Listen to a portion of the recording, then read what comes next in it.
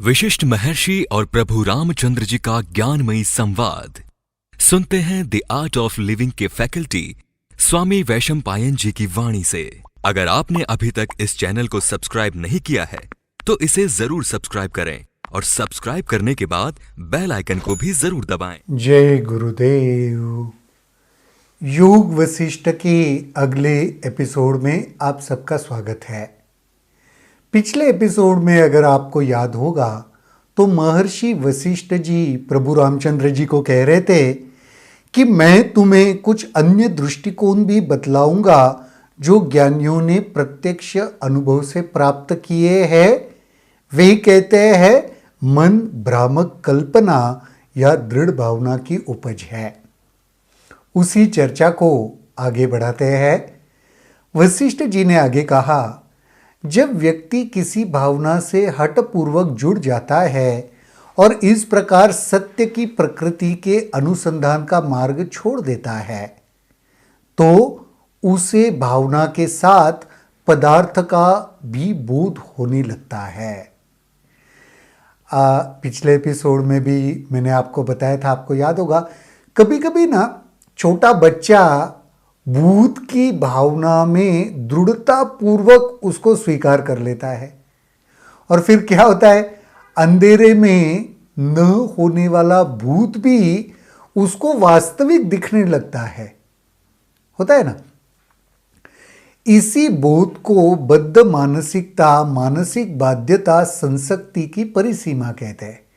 इसी को एक बद्ध मानसिकता या बंधा हुआ मन हम कह सकते हैं। जब इस भावना में बार बार डूबा जाता है तो चेतना में दृश्य संसार उत्पन्न होता है। यही भावना में जब लिप्त रहते हैं, बार बार डूबे रहते हैं, तो फिर वह दृश्य वास्तविकता बन जाती है।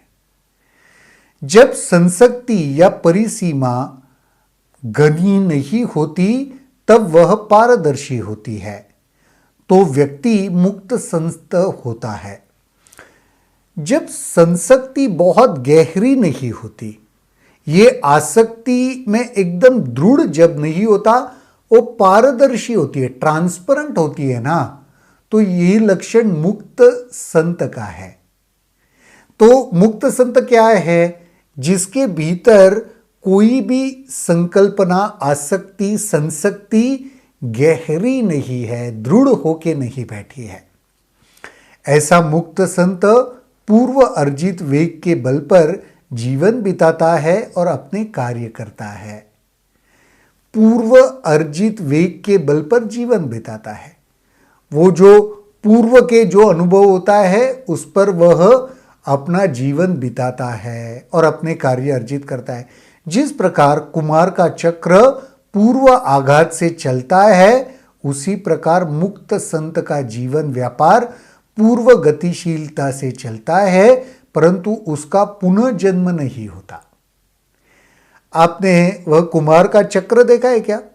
वो बार बार घुमाते नहीं रहता। वो एक लकड़ी डालता है, उसमें एक बार ऐसे गति दे देता है, फिर छोड़ देता है।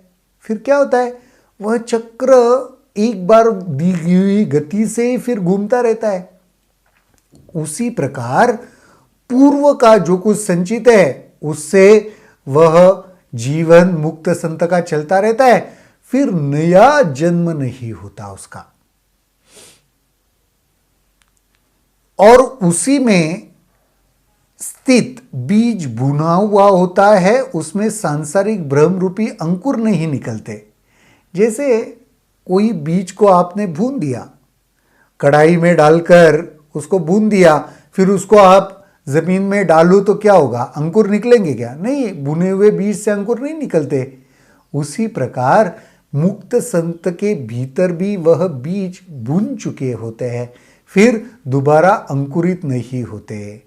जब उसके शरीर का पात होता है वह अनंत में विलीन हो जाता है, यानी दोबारा जन्म नहीं होता। इस सांसारिक भ्रम के दो बीजों अर्थात प्राणों की हलचल और कल्पना का भ्रम के जुड़ाव में से यदि किसी एक से भी छुटकारा मिल जाए तो दूसरे से छुटकारा मिल जाता है, क्योंकि दोनों परस्पर आश्रित है। ये दोनों बीज जिससे उत्पत्ति होती है, उसमें से किसी एक से छुटकारा मिल गया तो दूसरे से भी छुटकारा मिल जाएगा। कौन से? वह प्राणों की हलचल या वह दृढ़ कल्पना, भ्रम के साथ जुड़ाव, कल्पना या भ्रम के साथ वह गहरा जुड़ाव, इस दोनों में से किसी एक से छुटकारा पा लो, दूसरे से भी छूट जाओगे। मन सांसारिक भ्रम पैदा करता है और मन को पैदा करती है मन की हलचल। मन की हलचल पुनः बद्ध मानसिकता या कल्पना के फलस्वरूप होती है। इस प्रकार एक हलचल दूसरी हलचल को भोजन भी परोसती है और कुछ करने के लिए उकसाती भी है। अतः दुष्चक्र चल पड़ता है, प्राणों में गति सहजता होती है और जब प्राण चेतना में प्रविष्ट होते हैं, मन उत्पन्न होता है, तब संसक्ति प्राणों को गतिमय बना के रखती है। जब एक पकड़ में आ जाता है तो दोनों गिर पड़ते हैं। तो एक दूसरे से यह जुड़े हुए, आपने वह प्राणों की हलचल को रोक दिया ना, तो ऑटोमेटिकली दूसरा भी छूट जाएगा, क्योंकि कल्पना में, भ्रम में दृढ़ता आप बना नहीं पाओगे, क्योंकि प्राणों में ही गति नहीं है, मन में ही हलचल नहीं है, प्राणों में ही हलचल नहीं है, तो दूसरे की उत्पत्ति नहीं होगी। एक पकड़ लिया तो दूसरा हाथ में आ जाएगा, दूसरा पकड़ लिया तो पहला हाथ में आ जाएगा। पिछले भी एपिसोड में इसके ऊपर अच्छे से चर्चा हुई है। हे राम, पदार्थ, ज्ञान या अनुभव आदि की धारणा ही वह बीज है जो प्राणों में हलचल लाता है और कल्पना से जुड़ाव करता है। वह धारणा ही बीज है। कौन सा? पदार्थ ज्ञान या अनुभव का धारणा वह बीज है जो प्राणों में हलचल लाता है और कल्पना से जुड़ाव करता है। जब इस प्रकार की इच्छा का अनुभव हृदय में होता है, तभी प्राणों में हलचल और बद्ध मानसिकता की उत्पत्ति होती है। वही बार बार वही आ रहा है कि वह हलचल हुआ तो बद्ध मानसिकता की उत्पत्ति हो गई, उसकी वजह से भावना दृढ़ हो गई। सब एक दूसरे में इंटरलिंक्ड है।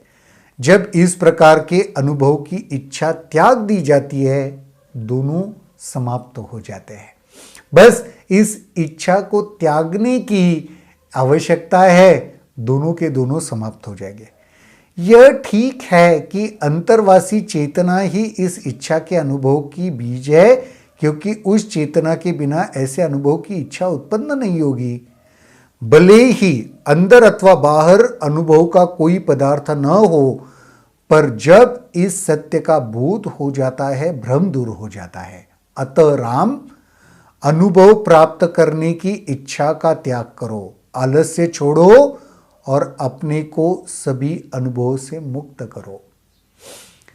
कभी कभी ये अनुभव करने की इच्छा हम छोड़ नहीं पाते, वह अच्छा हो या बुरा हो, जो भी हो, जीवन में मुझे बहुत अनुभव चाहिए, ये भी अनुभव करना है, वो भी अनुभव करना है, ये चाहते रहती है ना मन में। महर्षि कह रहे, अनुभव प्राप्त करने की इच्छा को ही त्याग दो। ये जो तुम्हारे भीतर जो एक छोटा सा बीज है ना, मुझे अनुभव करना है, मुझे अनुभव करना है, मुक्त होने का अनुभव करने की भी इच्छा त्याग दो। मुक्त होना है, मुक्ति क्या होती है, यह अनुभव करना है, इस इच्छा को भी त्याग दो। ये कह रहे, हर इच्छा को, अनुभव करने की इच्छा को ही जब तुम त्याग दोगे, तब बात बनेगी। राम ने पूछा, इन दोनों में संगति कैसे बिठाए? क्या ऐसा एक साथ संभव है कि सभी प्रकार के अनुभवों से मुझे छुटकारा भी मिल जाए और अक्रियता से भी छुटकारा मिले? राम के सवाल भी देखो कितने गहरे हैं कि मुझे कुछ अनुभव नहीं करना है, ये बात आ जाए मेरे जीवन में, उसके साथ साथ मैं निष्क्रिय ना हो जाऊं, अक्रियता में ना चला जाऊं, इससे भी मुझे मुक्ति मिले, ये भी होना चाहिए। क्या ये मुमकिन है क्या, जिसमें किसी पदार्थ की इच्छा नहीं होती, न कुछ करते समय आराम की इच्छा होती है, उसका अस्तित्व जीव के रूप में नहीं होता, जिसमें किसी भी पदार्थ की प्राप्त करने की इच्छा नहीं है। और दूसरा, आराम की न कुछ करते समय आराम की इच्छा होती है, कुछ करते समय आराम करने की इच्छा नहीं है और कोई भी पदार्थ प्राप्त करने की इच्छा नहीं है। अब ऐसी किसी की स्थिति है तब वो जीव के रूप में रहता है क्या? क्या वो भी छूट जाता है? यानी बेसिकली मुझे कुछ भी नहीं करना है और कुछ करते समय आराम भी नहीं करना है। दोनों विरोधी है ना, दोनों विपरीत है ना। अगर ऐसी किसी की स्थिति आ जाए तो वह जीवन रहेगा या छूट जाएगा, ये प्रभु राम जी कह रहे हैं। न वह अक्रिय होता है, न वह अनुभव करना चाहता है। वह अक्रिय भी नहीं है, निष्क्रिय होकर नहीं बैठा है, पर अनुभव भी नहीं करना चाहता। वह वस्तुओं का अनुभव या बोध प्राप्त नहीं करना चाहता, वह निरंतर क्रियाशील भी रहता है। ये क्या बात है? वह बोध भी किसी पदार्थ का अनुभव का नहीं करना चाहता, लेकिन वह क्रियाशील भी है। नॉर्मली अनुभव या बोध नहीं करेंगे तो क्या होगा? क्रियाशील नहीं रहेंगे, आलस हो जाएंगे, बैठ जाएंगे। लेकिन क्रियाशील भी है, बोध भी प्राप्त नहीं करना। वह न अक्रिय है, न वह कुछ करता ही है, न उसे अनुभव ही होता है। जिसकी चेतना सक्रिय होती है वह अभी और यही मुक्त है। तो इन दोनों में संगति कैसे बिठाए, ये प्रभु रामचंद्र जी का सवाल है। बहुत ही दिलचस्प सवाल, लेकिन इसका जवाब हम आज नहीं कल देखेंगे। आज के एपिसोड में इतना ही। कल देखते हैं महर्षि वशिष्ठ जी प्रभु रामचंद्र जी को इस पर क्या बतलाते हैं। तब तक के लिए जय गुरुदेव। अगर आपके इस वीडियो को लेकर कुछ सवाल हैं तो कमेंट सेक्शन में जरूर लिखें, जिसके ऊपर हम आने वाले वीडियोस में चर्चा करेंगे।